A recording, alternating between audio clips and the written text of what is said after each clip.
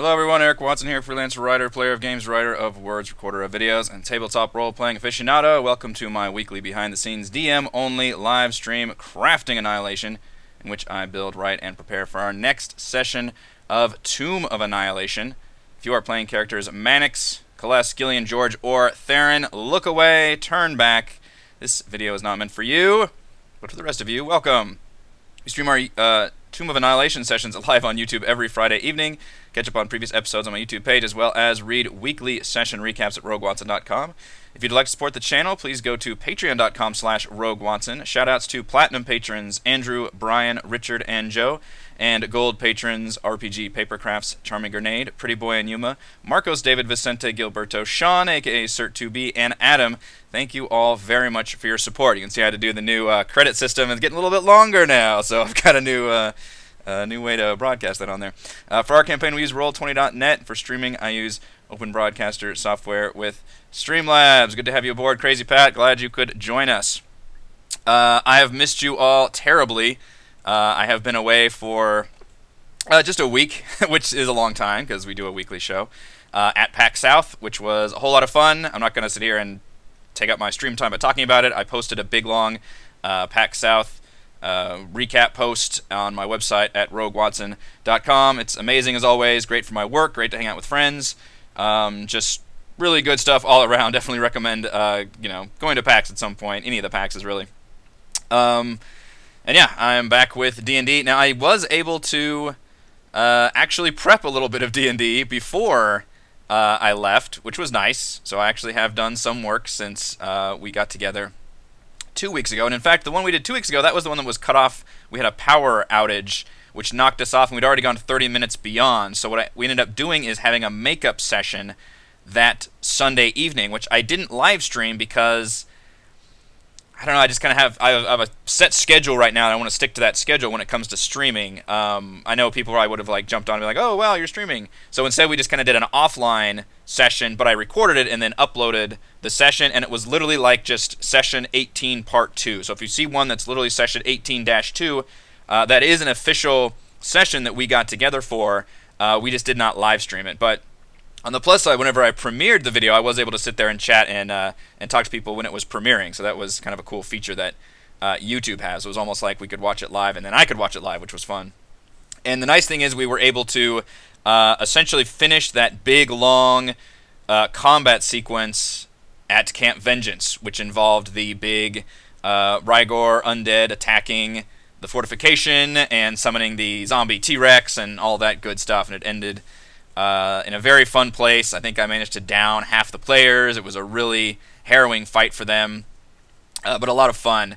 And we were able to end it at a better spot. I think it's about an hour, maybe an hour and a half, so kind of a smaller session. Just to end that, and then kind of just do a little bit of dialogue in Camp Vengeance, and essentially, declare the fact that Camp Vengeance is now a safe haven for my players. They've earned that reward. They are going to lose Undril, because that is where Undril wants to be, is in Camp Vengeance. And they kind of changed the power dynamics a little bit, and they were able to proactively be pretty on top of that, which is getting rid of Niall's Breakbone. And I was worried during last Crafting Annihilation, I didn't want the random... Let's actually switch to that map so I can not sit here and look at the splash screen.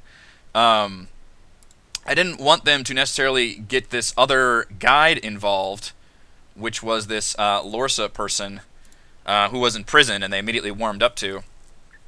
Because I'm leery about, putting too many party members with the party, and they're just now, they lost Azaka, and I do want to bring her back at some point. They're losing Undril here, which is good because the party members, in a lot of ways, are kind of lower-level crutches. So they help the players in the low levels, but as they get higher up, I kind of want to take away those handicaps, those crutches that the players have.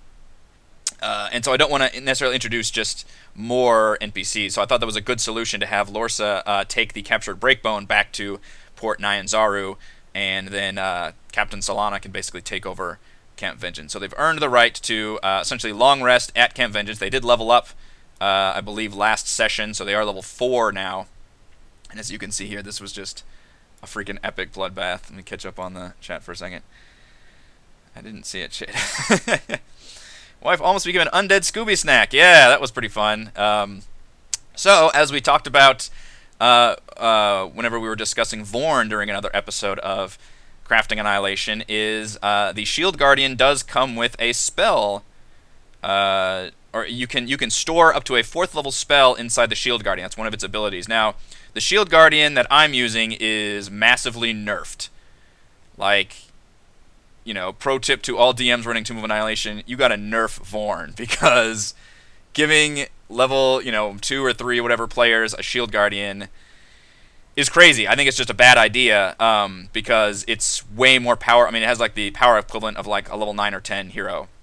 In fact, I actually interviewed somebody at PAX South from Direwolf Digital, which they made the Clank games and a bunch of digital board games like Lanterns and things. They just announced a bunch of games coming out, which I'm excited about. And we actually geeked out about Tomb of Annihilation for a while, and he said that they got Vorn pretty early, and they just used Vorn for everything. Like, they just hid behind Vorn, and that was their main strategy in combat, which sounds terrible from a DM point of view. And then he said that eventually they did lose Vorn later in the game, and that was terrifying for them. So that was fun, but for me, I needed to nerf Vorn greatly because it just would have been too strong. So I took away, which I don't think I've ever actually explained how I nerfed Vorn, but I took away his, let's actually pull up his stats. I know I took away his multi-attack, and you can probably guess how I nerfed him just based on how I've played him. Let's see, is it actually under Shield Guardian? Yeah. So base Shield Guardian is just way too strong, CR7, which means it's equivalent to a party of, if I'm understanding the challenge rating correctly, it's equivalent to a level 7 party, basically, is that kind of strength. He's got multi-attack. I took that off. No multi-attack, just the one attack. He's bound to the amulet. That is true. He does not regenerate automatically. And he does have spell storing. I kept that.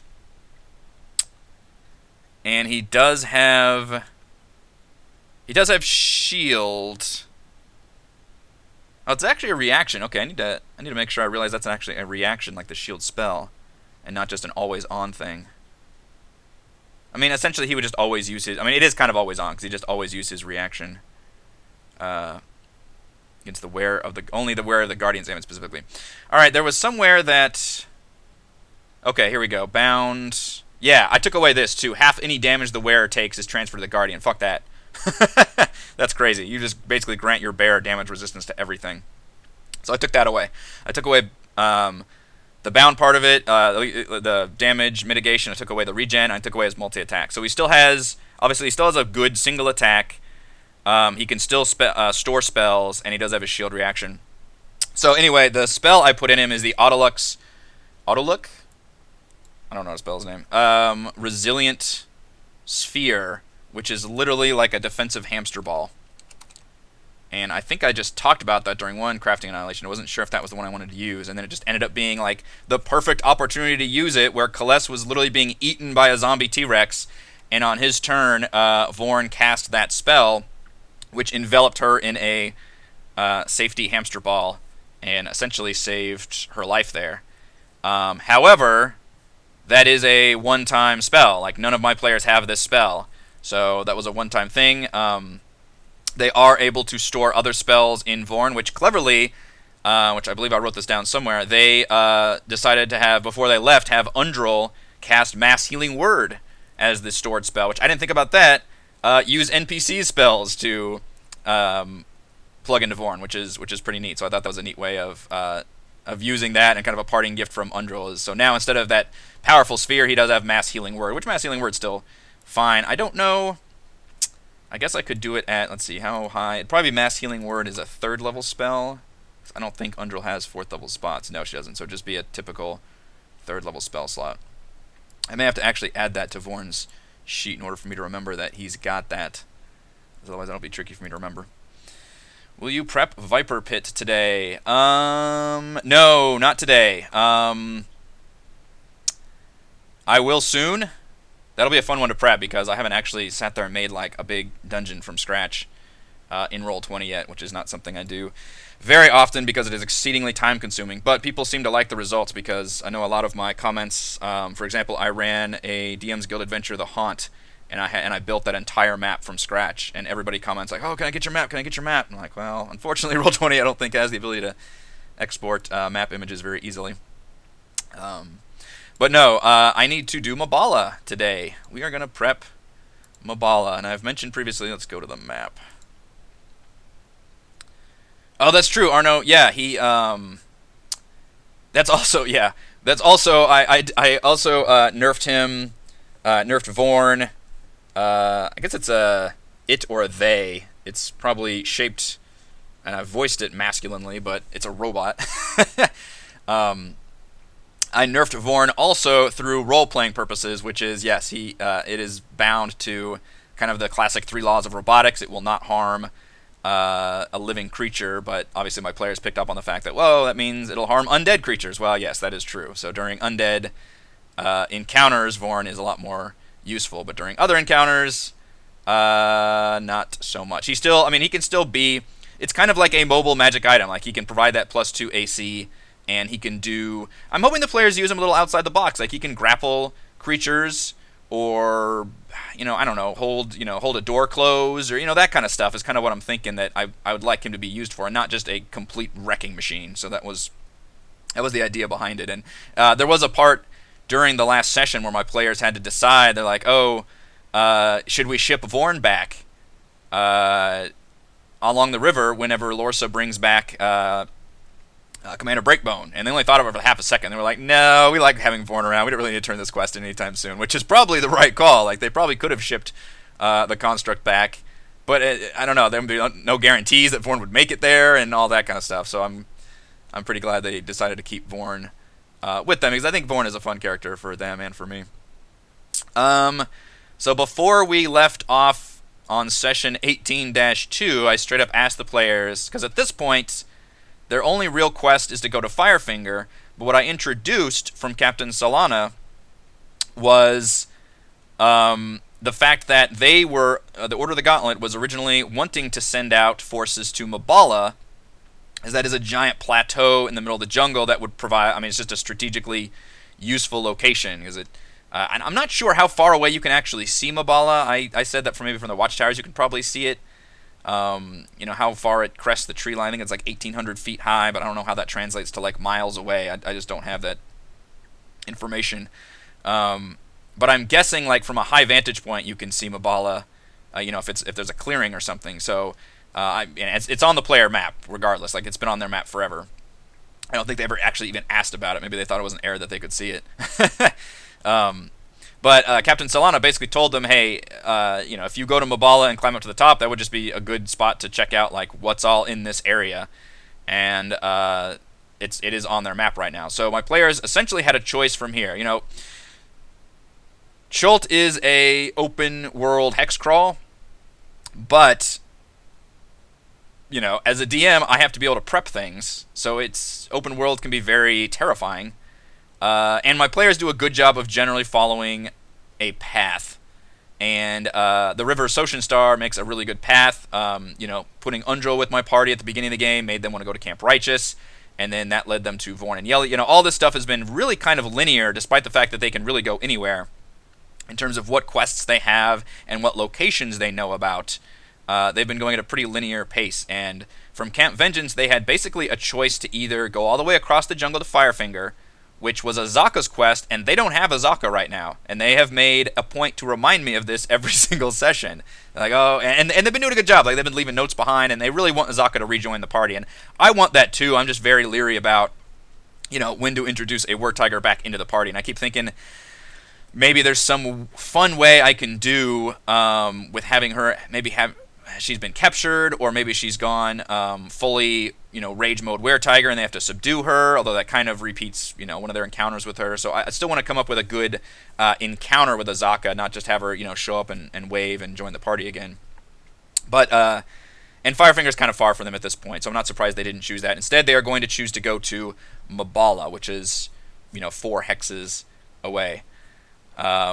So I need to prep a little more jungle travel, because we are back in the jungle. And they actually talked about taking canoes down, but if you look at the underlying map, and I kind of explained this to them because Captain Solana would also know about where the river flows, is the fact that the river flows straight south into the Aldani Basin, whereas Mbala is southwest. So following the river, like, yes, you can take canoes down there, but that really doesn't shorten your journey very much at all. So I think they're just going to hoof it on land for a pretty good distance. And we have not done actual like navigation survival rolls at all, because so far they've either been taking specific guides back and forth or they've been sticking to the river, and I always didn't like the idea of getting lost on a river, although the book does say they can follow a tributary and end up in a bad spot, which is, I don't know, it's just weird. Like, it's on the map. Like, if you're on the river, that's part of your advantage, is you don't really get lost. But here the party could start getting lost, which we haven't really done those rules. So I need to be able to prep jungle encounters and have maybe even some extra jungle encounters until we get Mbala. And I'm very conscious about not. I want to do the hex grid, but I don't want to slow things down too much, because random encounters only get you so far. Like, yes, a good DM can make good random encounters that have some fun meaning. Like I did those nightmare scenarios with everybody. That was really fun. And obviously I want to showcase that the jungle is very dangerous. But I'm very careful about not just doing a random encounter for a random encounter's sake. And probably as the players level up and become stronger, the jungle will naturally become less dangerous. Now, I could, combine things or just make more numbers and do, essentially level scale, like a video game, the jungle with the players. That might have some benefit, but I really want them to go from kind of point A to point B to point C in terms of locations on the map, because those are the fun locations with just occasional random encounters in the middle. Let me check up on chat. Hello, Mr. I like that name. Sending forces from the ball is kind of tricky. Might run the encounter with the hag there. Unhappeningable. Well, that was the Order of the Gauntlet's idea was to go to Mbala. They never did. I should have finished that explanation. So she was saying that when they established Camp Vengeance, and obviously they saw Mbala, they wanted to send forces there as a reconnaissance unit, but they never made it there or they never even sent forces there because Breakbone was starting to go insane and just wanted to take on the undead. He sent Rygor and his forces, south and east to fight the undead. So essentially they were never able to actually go to Mbala. So the idea is she told the players, like, if you want to go to Mbala, that would be great, and recon, and in fact maybe even I probably could have even added that as a quest, like, scout out Mbala, see what's around, and then return to us. But I don't really have a quest reward that I could give the players at this point from Camp Vengeance. I mean, their quest reward is already earned in that they have free healing and long rest opportunity at Camp Vengeance. There's just nothing Camp Vengeance can offer them. And unfortunately, that's the one bummer about not using the experience system, is I can't just offer experience as a reward for quests, which that is a slight limitation. Did they experience Yelly catapulting? They sure did. Somebody will have to say what session that was in, but that definitely did happen. In fact, I had a little fun with that, because that happened at the end of a session. In the beginning of next session, they had to travel to where the catapult fell because they still needed to get the amulet for Vorn. And I don't know if I should spoil it, but I managed to come up with a fun little combat encounter for the catapulted goblin village. Much of the Eastern River is uncrossable. I really like these words you're coming up with. I don't. Deep Gorge, except for where Tazmuaz as a bridge. I don't think I realized that. Yeah, that's the you're talking about the River Olung. That's the Eastern River. That is an interesting side effect. Deep Gorge. I mean, you can clearly see where there's a deep gorge here. I don't know if that deep gorge lasts the entire way. We're a long way away from dealing with the eastern part of the map, though. I used a few encounters from Power Score, Companion, nice encounter with the Sown Sisters. Yes, I agree. I've been reading through those encounters and kind of going back and forth on some of those, but yes, I think that's a good idea. I need to revisit that again. One of them I really liked, is that the one where there's the sentient dagger named Daddy, who they find in a giant pile of dinosaur droppings. That's just pretty funny. I like giving players just a sentient dagger who's just kind of a jackass. But yeah, they did have some fun encounters in there. I'm leery about doing the Sown Sister stuff too much, as I'm kind of being a little obvious about it here in terms of the villains. So if there's any kind of weird shit the players see, they're going to be immediately like, I pull out my sword and stab at it, and then the encounter kind of falls apart. So I don't think they would play along well with me trying to fuck with them in that way. Like having a little girl in trouble or something, the players are going to immediately be like very, very suspicious of that. If you're afraid of the party getting lost exploring hexes blindly, consider informing the location of the heart of Ubtao. It's a floating island. You can't get better landmarks than that. I believe so. My goal here is that's why they're going to Mbala. They're going to Mbala in order to literally, it would be like a Breath of the Wild, like Legend of Zelda, Breath of the Wild. Climb to the tower, and it reveals, the area around you. It gets rid of the fog of war and all of that. That's literally what Mbala would do. Is it would get rid of basically all of these surrounding hexes, because they would be, once they get to the top of it, and they would be able to see around it, which is a great reward in of itself if you just look at this map. It would also reveal the locations of Oralunga, the Wreck of the Star Goddess, and the Heart of Ubtao, because as you said, it's a floating island. Oralunga, you can see the it's basically just a ziggurat at this point, I believe. And then the Wreck of the Star Goddess, I believe specifically Mbala says you can see. As the characters climb ever higher above the tree line, they are treated to stunning views of the surrounding wilderness. Across the Eldani Basin to the southeast, they can see the Heart of Ubtao. Nestled in the jungle to the west is the ziggurat at Oralunga. And then characters who succeed on a DC 20 perception check also spot some sort of shipwreck in the jungle. I'm not going to leave that up to a shipwreck because, I mean, it's fun to reward players with that, but leaving an entire fun location up to a skill check seems kind of lame, especially something I need to prep, and I think it's a fun area, so I would probably just let them see all three of those locations. So the idea here is they get to Mbala, their reward is it literally opens up this entire area, and then they get all of those locations. So that's a good way for them to know, okay, well, we need to go to Oralunga. The problem is, I made their quest chart the locations of these areas, but I want them to actually get inside these locations too. And I should have explained that better, because at one point they said like, oh, well, now we know where Nangalore is, and I'm like, oh crap, now I need them to get I need them for a way to get into Nangalore. I haven't figured that out yet. As like, I guess confirmation that it's there. Which, I mean, seeing Oralunga would be confirmation that it's there. I have not explained yet. Did I ever explain that there was an oracle at Oralunga? I'll have to review my players' quests. All he told him was that there was a city. Yeah, Zatembe's ritual was the last time they learned about the location. Their quest is to the location of two notable ruins. Zaka Stormfang mentioned that she has been to Oralunga before. Ha! I think my players just completely forgot about that, as Zaka actually knows the location. I think I forgot about it too.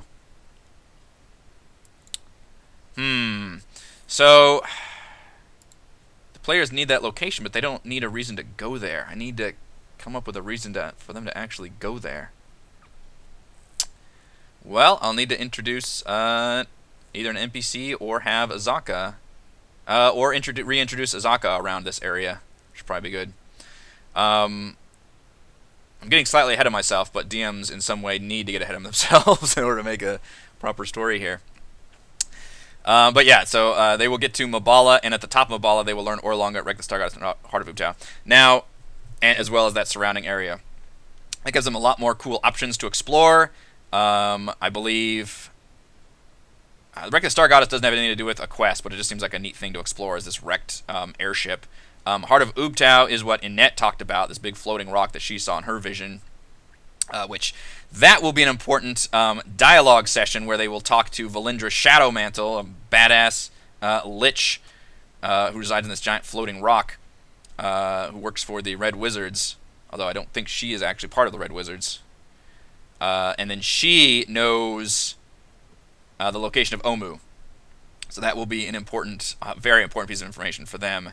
I still need a reason for them to go to Oralunga, though, because I do want to create that cool Viper's Pit dungeon in there and have that be a really legit dungeon crawl. Because right now the players have not had a dungeon crawl basically at all. They've just had, skirmishes and encounters everywhere. I do like the way that we're balancing the jungle so they don't automatically go long rest, so it's not quite a traditional like overland travel where you're constantly long resting all the time. But But I do want to do some fun dungeons, which Orlunga and Nangalore are both fun dungeon designs.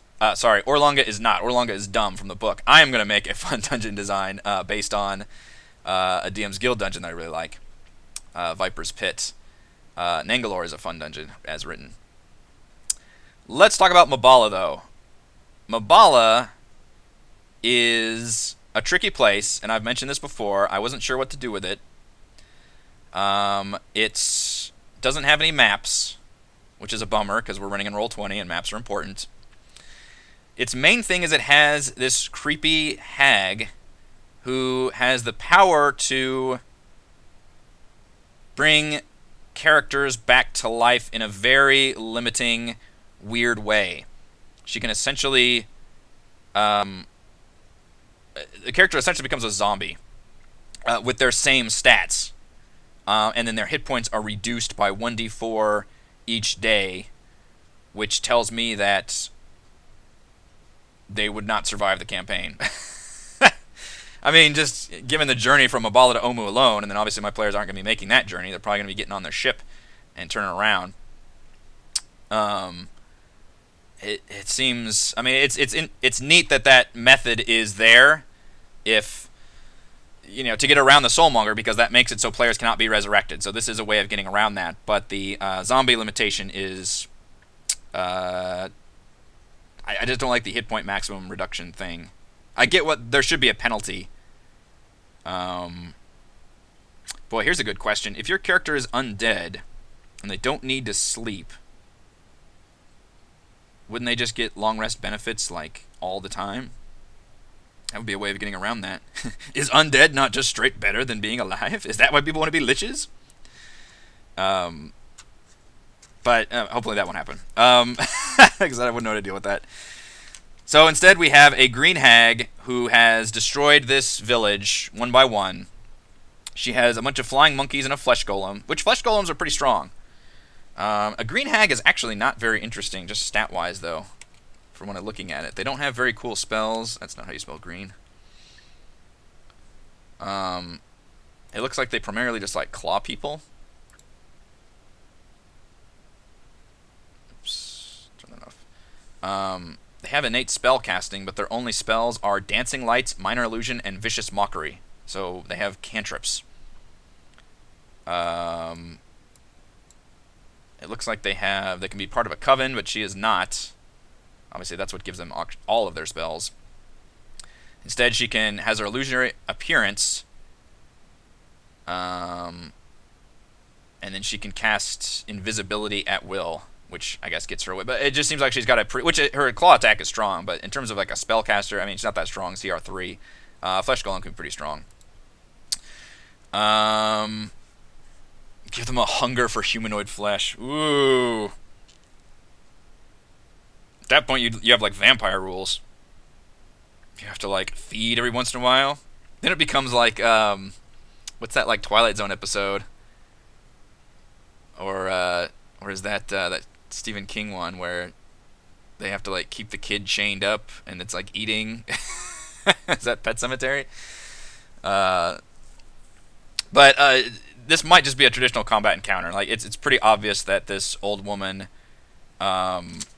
even the description, her dark face and bald pate are outlined with streaks of yellow clay suggesting the shape of a skull, or perhaps it's her shriveled flesh creating that illusion. Like the description is even saying like this person is nasty pants. What I'd like to do, yeah, she does have a bunch of flying monkeys. It does say the flying monkeys don't actually attack, but the golem does.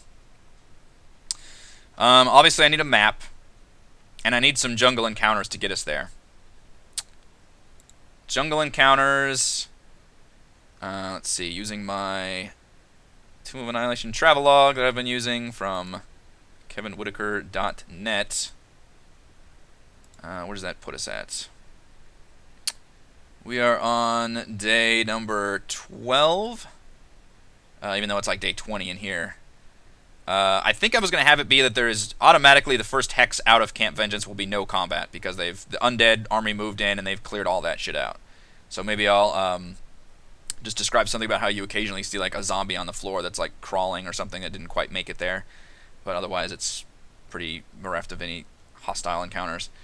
From there can be hostile encounters.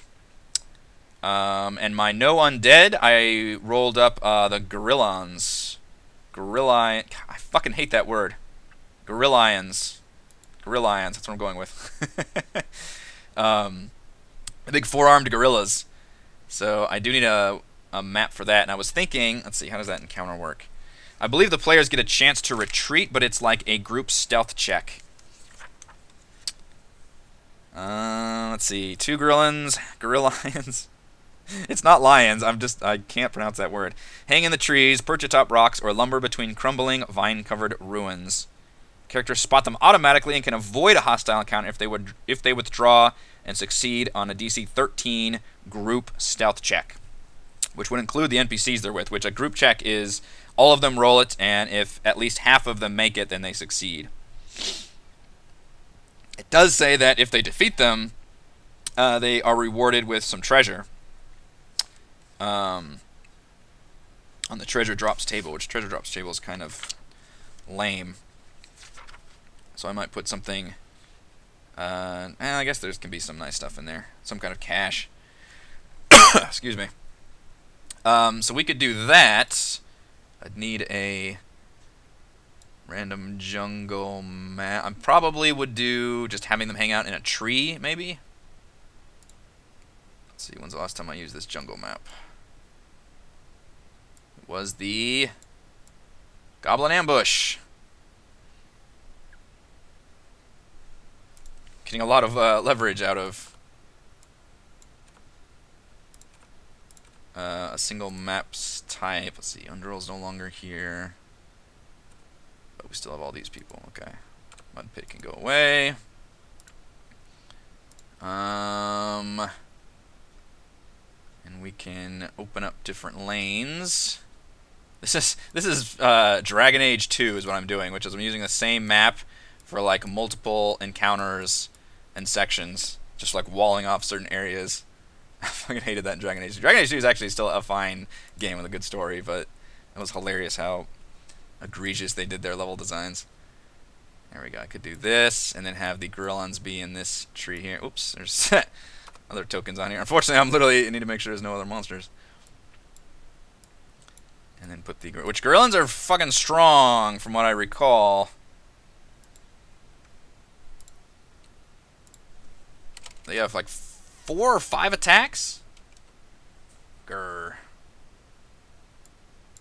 I think it's cool also to introduce Gorillons and then later do the Gorillan zombies. Don't show nameplates. They are also monstrosities and not beasts. I made sure to look that up to see if Theron can either speak with them or gain their form or something. 5 attacks. Whoa, Nelly. 5 attacks at a +6. That is deceptively powerful for what just looks like a gorilla. I mean, gorillas are strong. I read Animorphs back in the day, and they were always just punching cars and shit, but... Damn. A four-armed gorilla is really bad news. As a bonus action, it can move up to its speed towards a hostile creature it can see.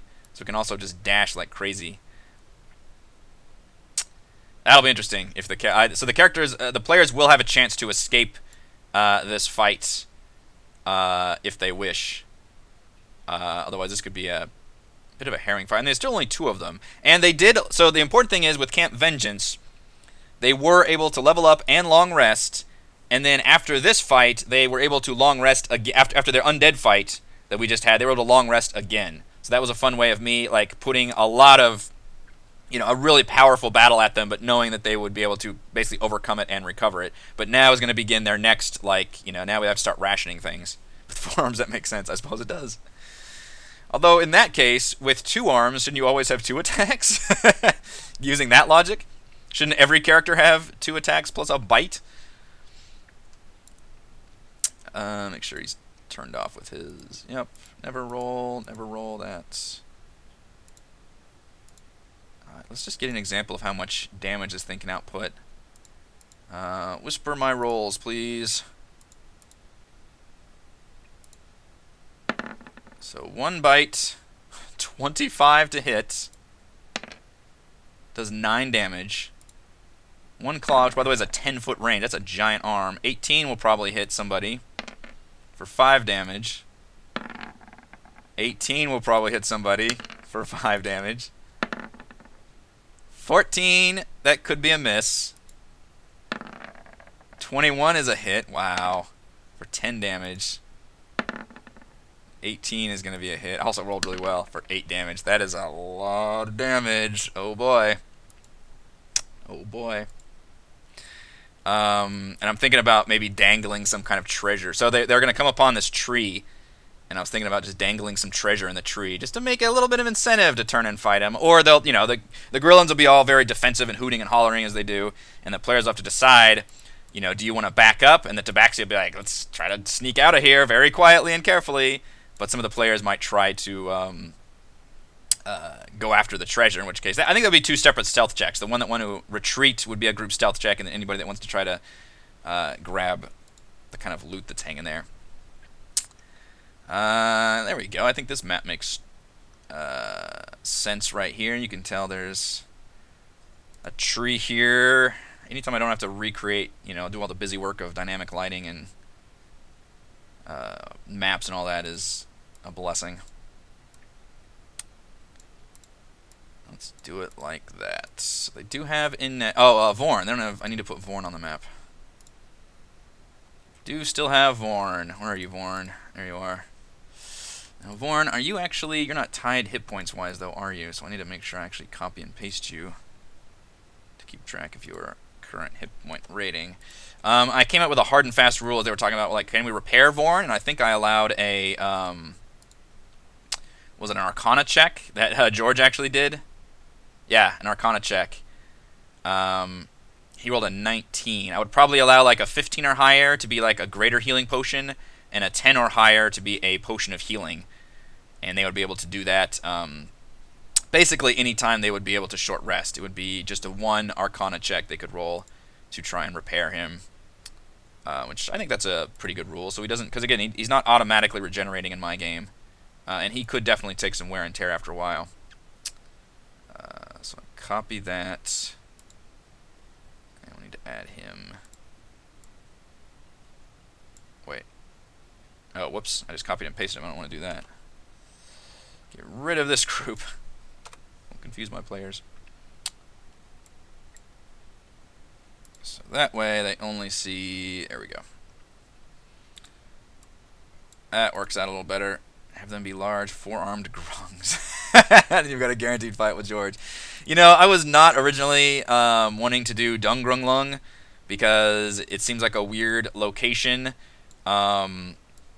It's got opportunity for role-playing, but none of the grungs speak common, which seems weird. And it's got a maze, which is cool, but doesn't really translate well to actual physical map with Roll20 because you can clearly see the maze. And it's just supposed to be like you roll skill checks to either get lost or have encounters. So I haven't been too, and it has nothing to do with the story.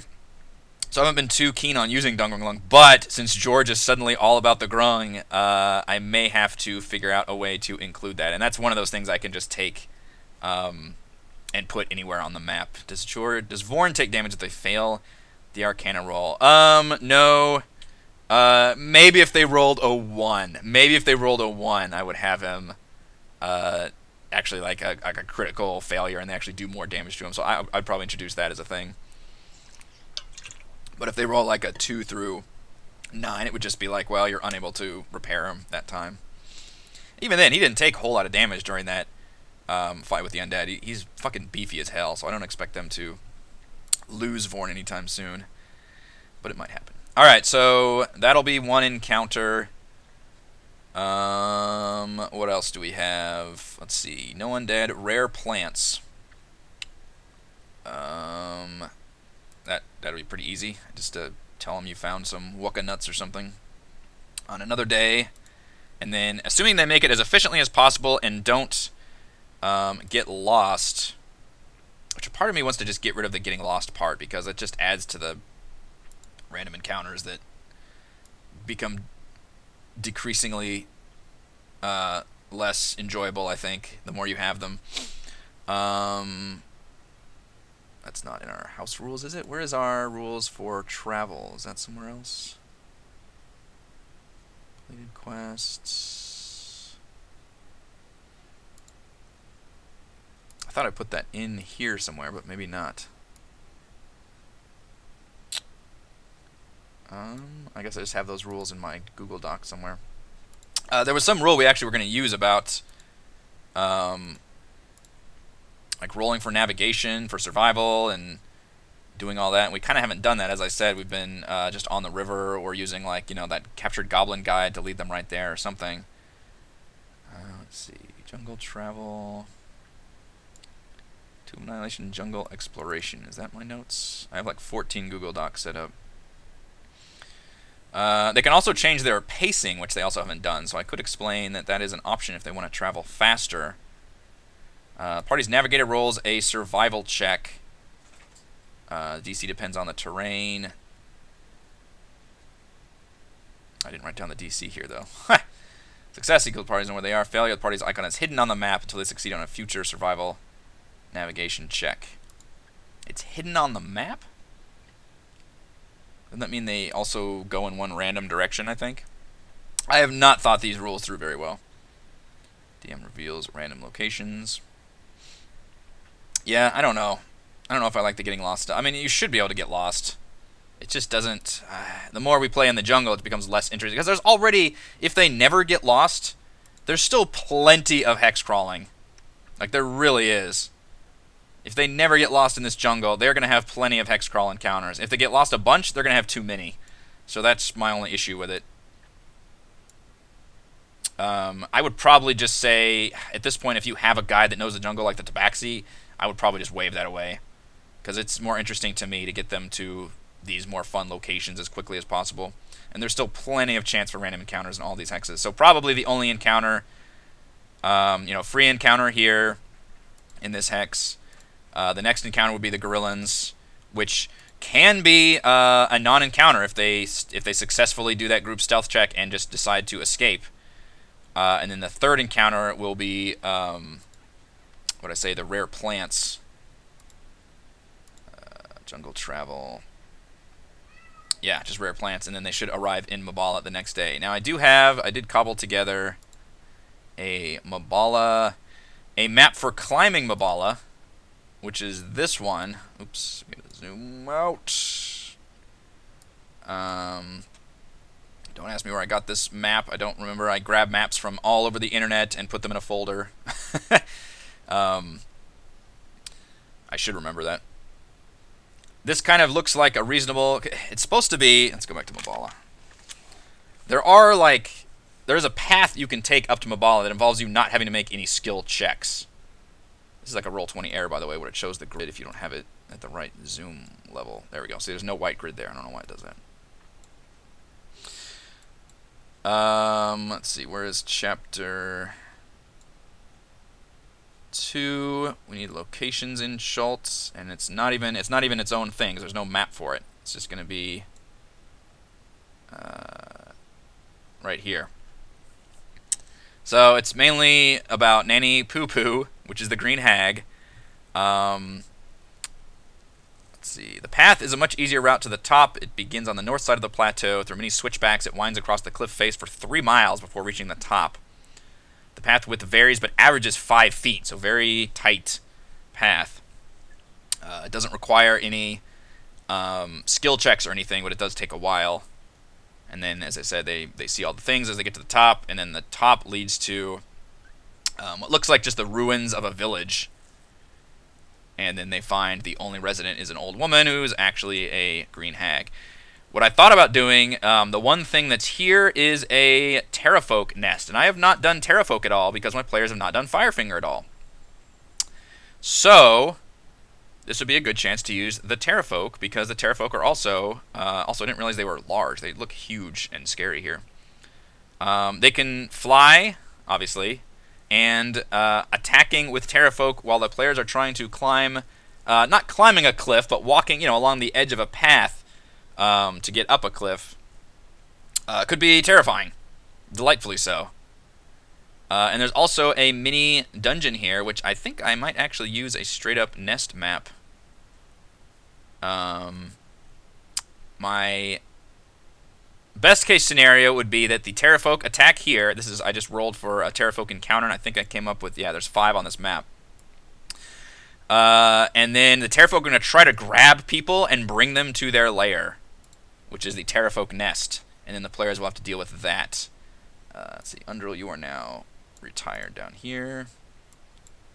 And the rest of you... Although I can't use this Vorn. I need to just grab the other one, actually. I need to tie Vorn into his hit points on his character sheet is what I need to do. So that I can just grab him straight from the character sheet. From the journal. Copy that. And paste that here. They're going north to south. They're going to start down here. Vorn is barely going to be able to fit. He's probably going to have disadvantage on anything he does in here. Let's see, where did I draw the lines? Alright, what does dynamic lighting look here? See, that's what it looks like with dynamic lighting. So you can see a pretty big, pretty limited field of view. And as they are essentially cresting this probably midpoint, and this is larger than 5 feet. It's just, God, I could almost make them have to leave Vorn at the bottom. I'm thinking about that real hard.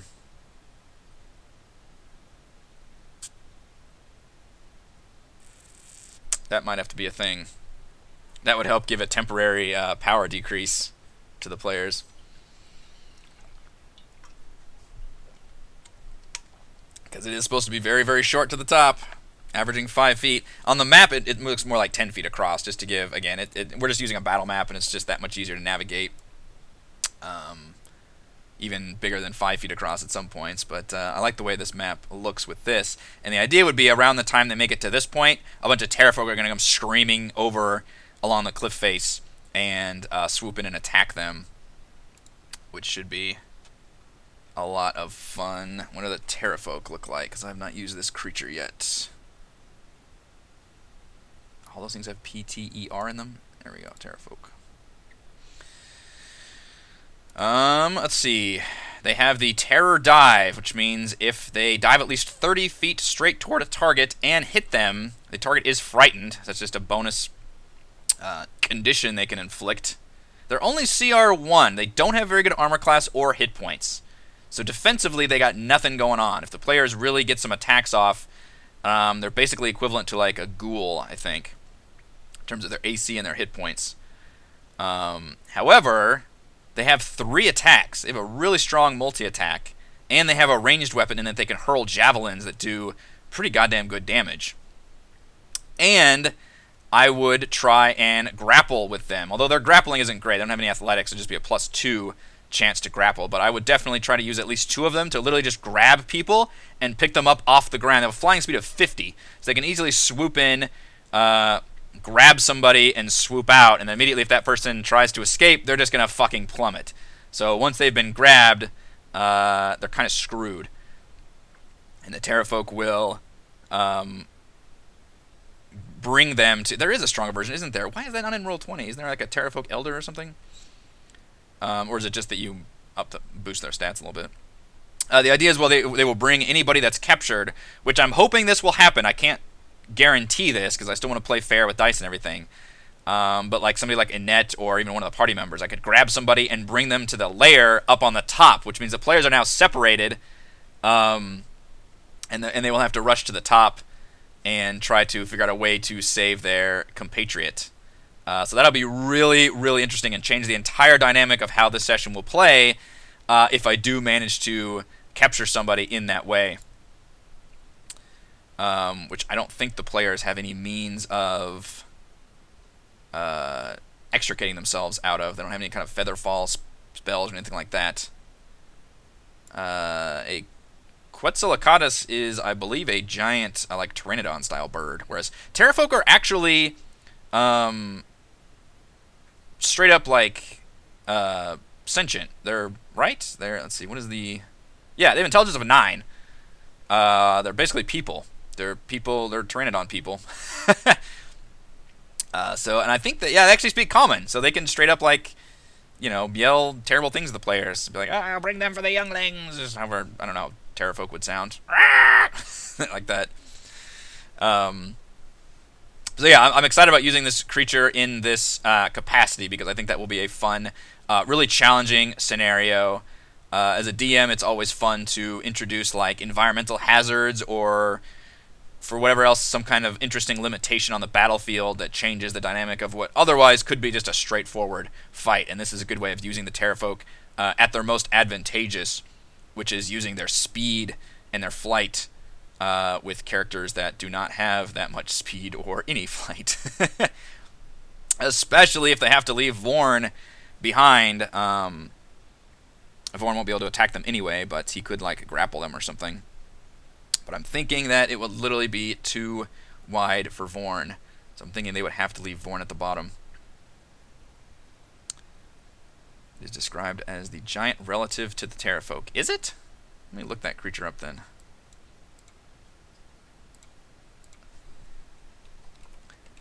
Is it, let's see, Quetzalcoatlus. No, giant relative of the Pteranodon, my friend. That makes more sense. The Pteranodon, which is just a flying bird dinosaur. Quetzalcoatlus is just a giant version of that. It's an intelligence of 2. It is a beast, which could be cool, and it could be a cool shape for Theron to gain at some point.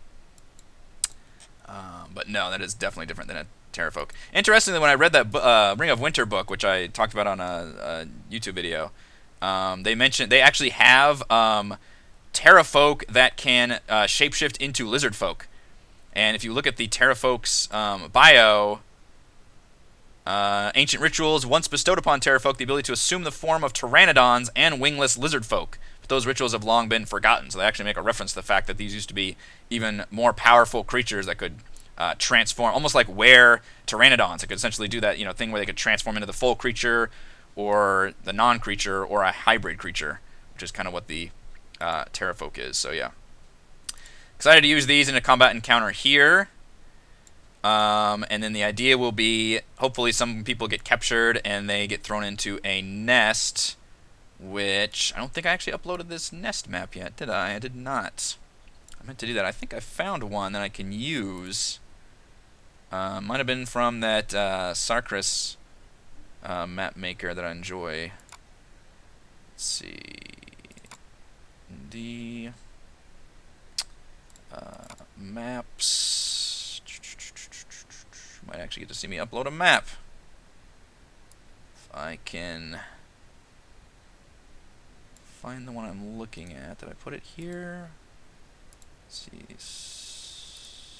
I don't know what it was called. Actually, I might have already put it in the Tomb of Annihilation folder. You should see my D&D folder. It is freaking insane.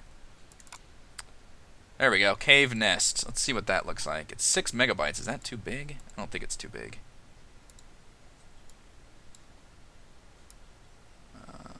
Let's go. Oh, I also found a Mbala map, which if you search for Mbala map is probably the same one that you've seen that somebody made. That looks like I may just end up using it because it's good enough for whatever purposes I have. They also did a cool thing where they did a like illusion version and a non-illusion version, which is really neat, like a day and night map. So I'll probably do that. It's a way bigger map than I would frankly need for the top of Mbala because it's just the one encounter.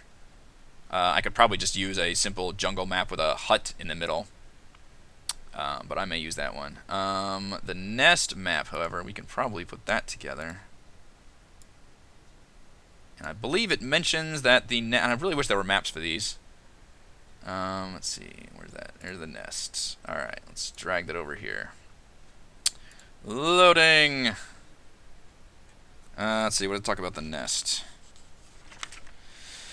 A flock of 20 Pterafolk nests in a cave just below the southern lip of the plateau. It can be reached by climbing down the cliff face, but characters who scout the area carefully and succeed on a DC 13 perception check locate a chute in the rocks 70 feet back from the cliff. Chimney is wide enough for a small creature or a medium creature who's wearing nothing heavier than light armor to squeeze through. And it just drops you in the back of the cave. So yeah, that could be a fun little mini dungeon. I fear this might be too big for me to upload. I'm also obviously streaming at the same time, so my internet might be like, I don't know about that. What are you trying to upload? Nope, there it goes. Alright, just didn't get the bar. Gotta wait for it to unpixelate. Aha! There is a reasonable cave nest. I don't know if Pterafolk would make literal like nest things, but because there you could see like the opening and there's the perch. I think this could work out really well. How big do we want to make this nest is the question. And you could have like that chute drop them back here, and then it's gonna be really fascinating if they do end up separated. That might actually be the right size. Pterafolk are big, and their nest would probably be big. Let's see. It mentions 20 Pterafolk. At any given time, 2d6 Pterafolk are present in the cave. The rest are out hunting, but they'll return before nightfall. So if they come at night, they might be able to stealth in there, but they'd have to deal with more Pterafolk, which is interesting. So this provides just a very mini dungeon experience, but could be fun given the high number of enemies and the fact that it's not really room. It's all just one big room. Oh crap! Does it already have a grid built into it? No, it's got. There's like one line through it that I can see.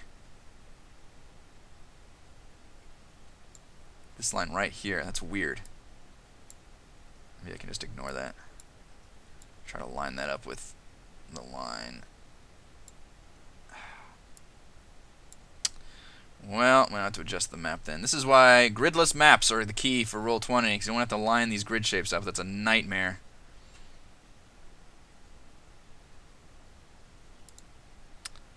Let's see what the scaling looks like with the Pterafolk in there. Terra!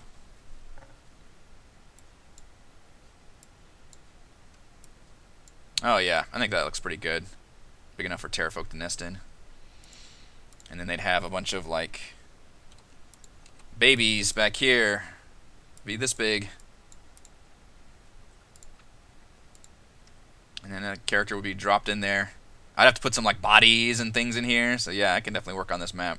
This could be a fun like secondary encounter that these players have to deal with. And then I probably should have some kind of reward for them taking out the Green Hag. I thought about introducing Iku here because Iku is all about taking out Nanny Poo Poo. But as I mentioned, I really feel like the players have a lot of allied NPCs as it is. They still want to get Azaka back. They've got the Tabaxi, they still have a net, and they have Vorn now. So I introduced yet another one who's a goddamn polymorphed Coatl. Or I guess Coatls can just do that. I don't know if I want to introduce yet another super powerful NPC into the midst. So I probably just skip Iku at this point. And just have the Hag being something they can deal with if they want to or not. I mean, the Hag is not outwardly hostile to them at the moment. She will suggest they deal with the Pterafolk and maybe offer a reward for that. But her reward will, be to hopefully that the players just get hurt by the Pterafolk. Or the players can just attack her and kill her, which they could certainly do that. A Green Hag plus a Flesh Golem. How hard is a Flesh Golem? Could be tricky, especially because a Flesh Golem, they don't know it's there. It, erupts out of the ground. It's Frankenstein's monster. CR5. Oh my lord. Actually has damage immunity to non-magical. That is something. 2 slam. Oh my goodness. Alright, Flesh Golem's pretty damn strong. Absorbs lightning. Bad against fire, but my players don't really use fire. And it can go into a Berserker Rage when it gets down in hit points. Although it has the AC of a freaking zombie. Advantage against spells. That's a tough creature. That pops out of the ground. So this is the Pterafolk nest.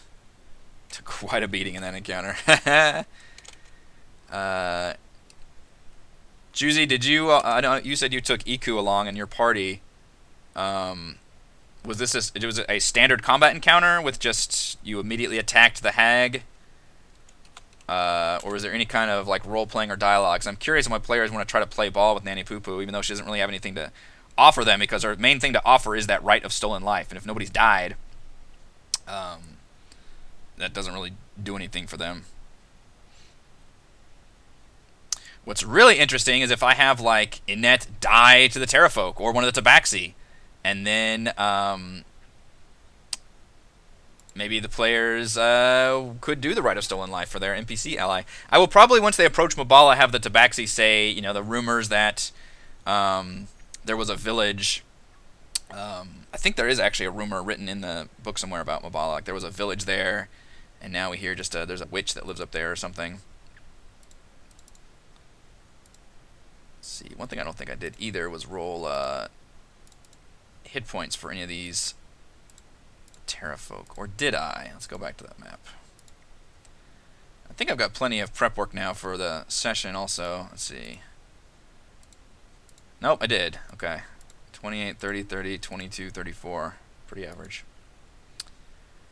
I guess we can fill out the nest, assuming I'm going to keep the map here where it is. I'm not sure I will, though. I might need to slightly... I guess I could still put tokens on it. And draw my dynamic lighting at some point. And then for Mbala itself...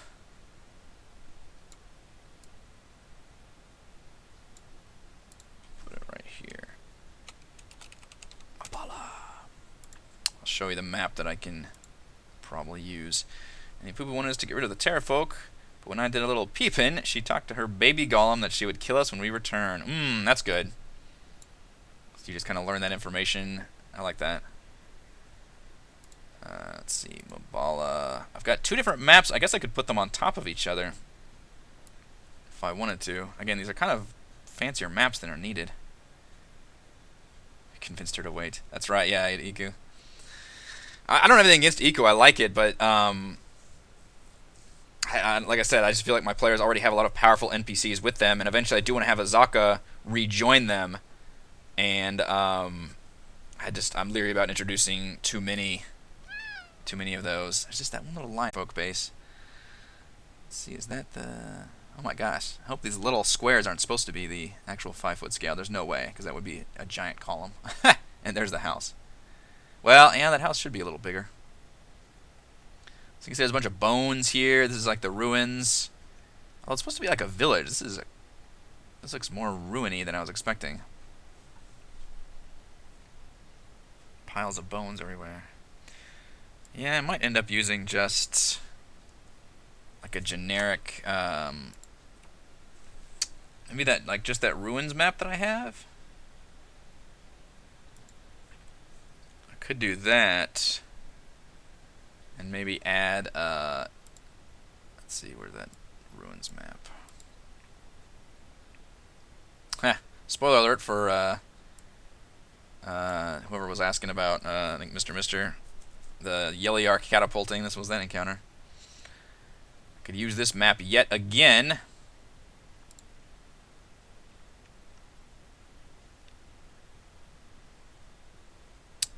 And just put a, close off one of these houses.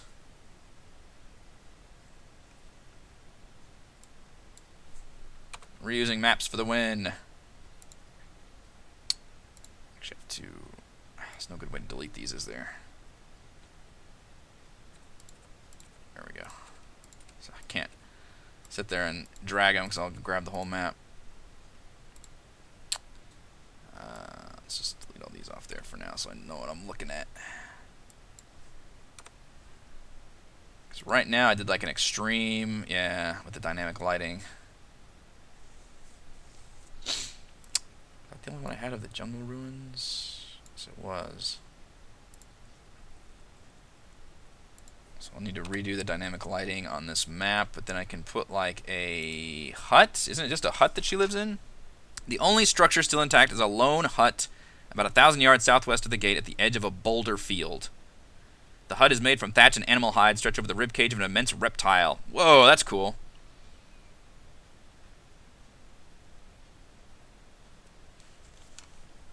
I don't think Roll20 has a hut made out of the ribcage of an immense reptile. Would be pretty cool. It has like a hut like that.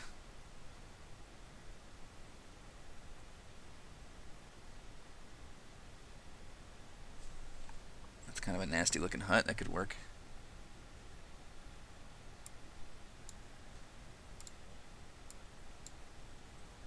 Yeah, that looks real nasty.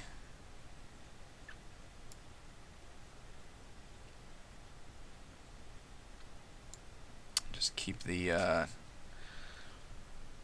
ruins map here. I might flip it slightly just to keep the players on their toes. Let's see. Let's flip.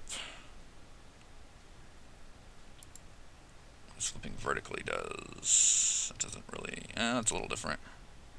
I want to kind of turn it 90 degrees. Can I do that? Where's my little side thing? Yes, I can do that. Zoo, zoo, zoo, zoo, zoo, zoo, zoo. There we go. Again, this is how you get the most out of reusing maps. You just flip them around a bunch of times.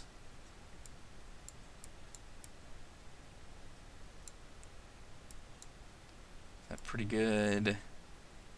It's pretty good clearing, although I could limit, like cut it off down here maybe. Or, I mean, I just use dynamic lighting to cut it off too. See, like that's the gate. You've traveled that far. Here's the hut. Down here. And then put a bunch of shit around here. Where's that flesh golem buried? There's a flesh golem buried in a shallow grave outside her small hut. Just put a bunch of bones and decorations. She's not likely to attack them openly. She'd rather get them off their guard and pick them off one by one as she did with the villagers.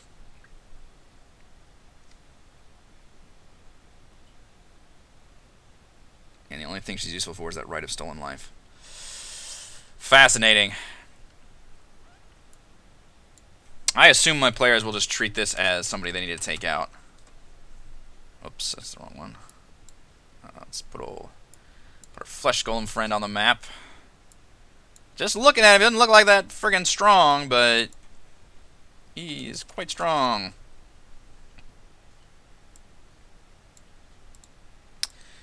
Now, Roll20, did you make this a multi-sided token? You did not. Not make that a multi-sided token. Is Nanny Poo Poo then her own stat block here? Is that a named NPC? She does have her own picture, so it probably is. Yes. So I can do that. Is that a multi-sided token? It is. Okay. So you can do that and turn on a green hat. Okay, cool. That is neat. I like that effect. Zoop. Creepy old lady, or even creepier old lady, basically. Let's roll hit points for Nanny Poo Poo. Why not? As I'm wrapping up this session of Crafting Annihilation. I've got a lot of prep work I need to do still for tomorrow. Just putting all these encounters together. Or potential encounters. Like, the only one I've got right now that's set is the Pterafolk.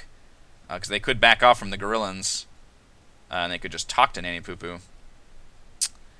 Let's see. So for named enemies, my house rule is I roll until I get average or higher. 11d8 plus 33. She's an AC of 17. That's a feisty old lady. That, and who doesn't like just rolling dice? 90. That's great. 90 hit points.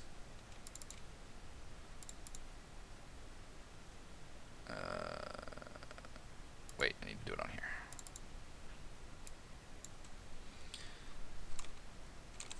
And then let's roll for the flesh golem. I'm not going to roll for the monkeys. But I do need to put a bunch of monkeys on the map. 11d8 plus 44. The flesh golem is not a named NPC, so I could roll lower.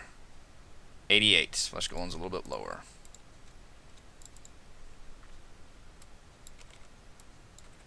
Probably averages out between the two of them then. Why are these dice not going away? That seems like an error. I wanted dice to show up on my map. Oh my gosh. Are they going to stay there if I change screens? Sure are. Weird. I've never had that happen before. I need to see these dice so hard. Alright, I think that will wrap up this session of crafting. Dropping a hint could potentially raise a dead person who could create a cooldown for the player. Yes, I do need to try and... Oh, that was weird. The dice were moving. There we go. I would like to try to get that across. That they can use that. They can work with the hag to do that. Although I'd have to come up with some... Yeah, so she has nothing for free. She needs to wipe out the Pterafolk nest. She would require some kind of item. And then she requires like a human sacrifice of, or some kind of living creature sacrifice. So that could be interesting there. So I will need to have some dialogue prepped for that and try to try and have a rumor. Maybe one of the Tabaxi will just say like, "Oh, I heard there's a witch up here that can bring the dead back to life," or something. That would be a pretty easy way of getting that across, because I do have a bunch of DM-controlled NPCs that can tell all that information. Actually, I'm not going to use this map anymore. Delete page. Alright, so... I did not delete. We've got our jungle encounter. We should make it to Mbala next session, tomorrow. We've got a Pterafolk encounter here at the plateau. And then we've got the Mbala encounter with the hag, Nanny Poo Poo. And most likely they will follow up with attacking the Pterafolk nest, either to rescue somebody or to clear it out for Nanny Poo Poo. Or the alternative is the Pterafolk don't capture anybody, and they decide to just kill Nanny Poo Poo, and they really don't have a reason to explore the Pterafolk nest. I may let them still have that perception check to where they can find it, and then, you know, if they do decide to explore, there will be treasure in there. But otherwise it won't be like a quest or anything to that nature. But the important thing will be they will get to the top of Mbala and learn the location for these other sections, which means I've got a lot more prep to do in all the further Crafting Annihilation episodes coming up. Building the Oralunga dungeon I'm going to use, the Viper's Pit from the DM's Guild, and then a whole lot of more jungle encounters depending on where the players are going to go, and I don't know where they're going to go from Mbala. Always exciting to prep for that. Thank you for joining me. Arno, I also look forward to more XCOM 2. That will be tomorrow afternoon for episode 5, I think. And then, of course, Tomb of Annihilation that evening. Thank you for joining me. I will see you all then.